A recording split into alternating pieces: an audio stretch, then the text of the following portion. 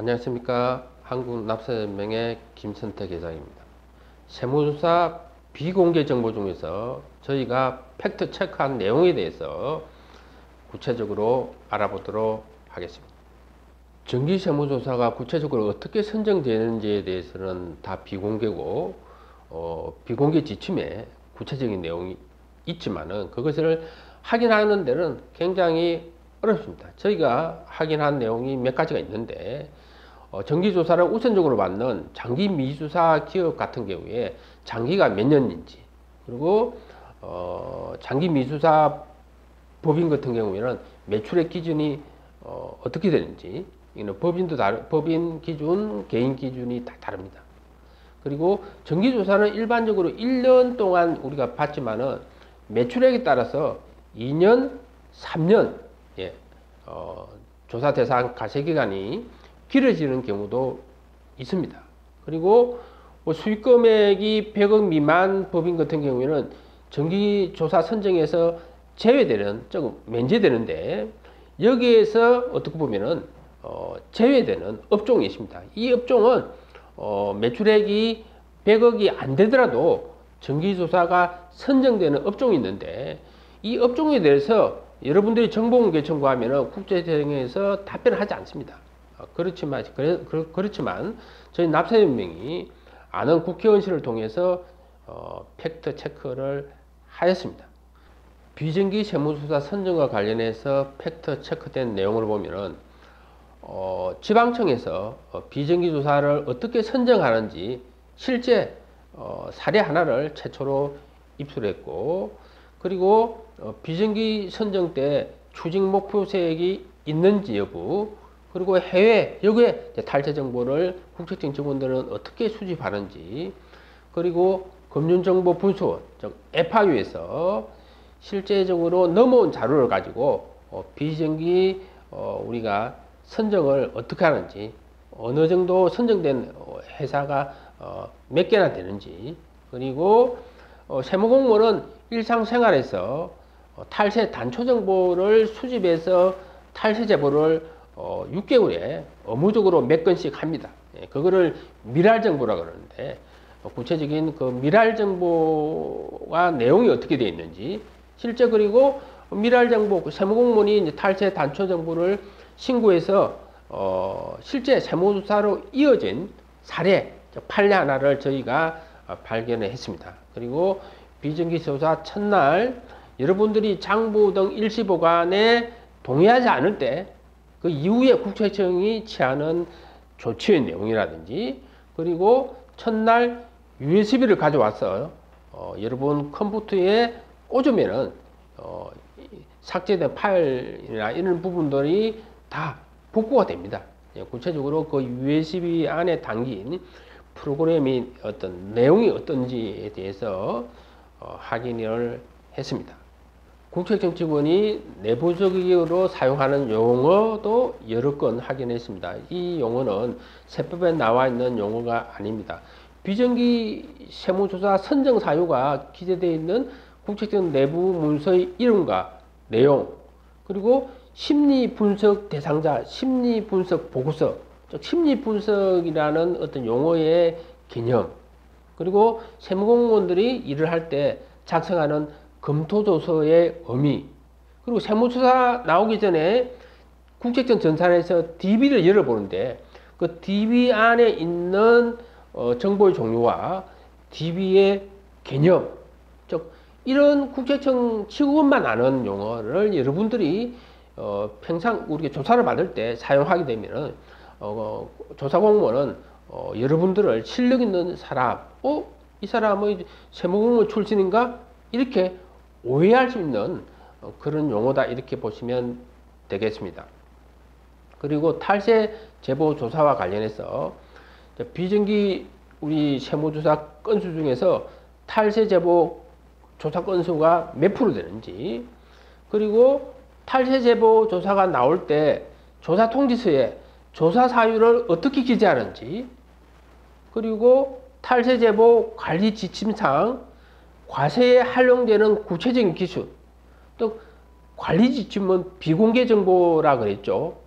탈세 제보 관리 지침상 과세에 활용되는 구체적인 기준, 모든 탈세 제보가 된다고 해서 모든 사항을 우리가 과세에 활용을 하지 않습니다.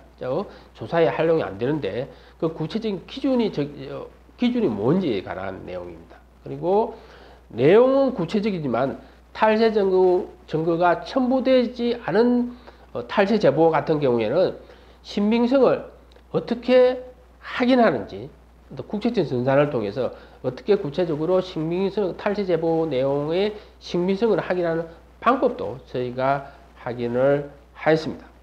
조사 공무원의 인사와 감사와 관련되는 내용은 추징세액이 인사고가에 반영되는지, 조사 공무원의 인사고가 어떤 BSC 평가 항목 5개가 뭔지, 그리고 국세청의 각 부서별로 이 평가 지표가 어떻게 되는지, 여러분들이 불복에서 승소하게 되면은 조사 공무원이 입는 불이익 세 가지가 뭔지, 그리고 불복 이제 패소 때 과실이 있는 경우에 징계를 하는데 어떻게 징계하는지도 다 우리가 비공개로 되어 있습니다. 즉 불복 결과 원인 분석 지침에 있는 구체적인 내용들, 그리고 조사 공무원이 조사 중에 위에다가 보고를 하는데 그 보고 정결 기준이 어떻게 되어 있는지, 그리고 보고할 때 어떤 내용을 보고하는지, 자 조사가 끝나고 그런 보고했던 내용을 보관하는지 그리고 폐기하는지에 관한 내용입니다. 담당 공무원이 작성한 각종 세무조사 사례를 입수했습니다. 여기 나와 있는 사례는 저희 납세은행이 정보공개 청구하면은 공개하지 않는 내용을 국회의원실을 통해서 저희가 우회적으로 입수한 정보입니다. 필적 위조로 판단한 5가지 사례, 허위 문서로 판단한 사례, 우리가 조사 공무원이 서류 제출을 요구했는데 납세자가 서류 제출을 거부해서 과태료를 부과받은 10가지 사례라든지, 그리고 처음부터 압수수색 영장을 받아서 조세 범칙 조사로 어떻게 보면은 조사 나온 10가지 사례라든지, 그리고 국세청이 FIU에 우리가 요청한 의심거래 정보라든지, 그리고 FIU에서 자발적으로 의심거래로 국세청으로 정보가 전달돼서 비정기조사로 선정된 10가지 사례 등 우리가 상당히 정보 가치가 높은 여러 가지 사례를 입수를 했습니다.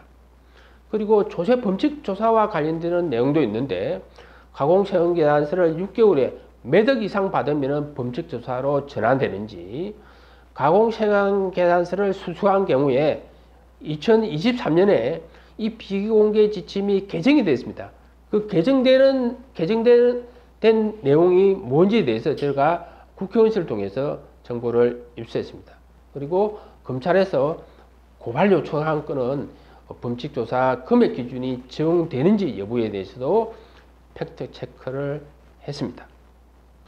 국세청의 전사 시스템과 탈세 적발 프로그램에 관한 내용도 있는데, 사실 국세청이 가지고 있는 전산에 관련되는 모든 내용은 사실 비공개다 이렇게 보시면 되겠습니다. 그렇지만 국세청 전산에 가지고 있는 어떤 정보를 가지고 있는지에 대해서 일정 부분 내용을 확인했고, 그리고 빅데이터 센터에서 매년 탈세 적발 프로그램을 만드는데 그 만든 내용의 일부 내용을 확인했고, 그리고 가공인건비 혐의자는 국세청에서 자동으로 데이터가 추출되는데 어떻게 전산 로직이 되어 있는지에 대해서 저희가 확인을 했습니다.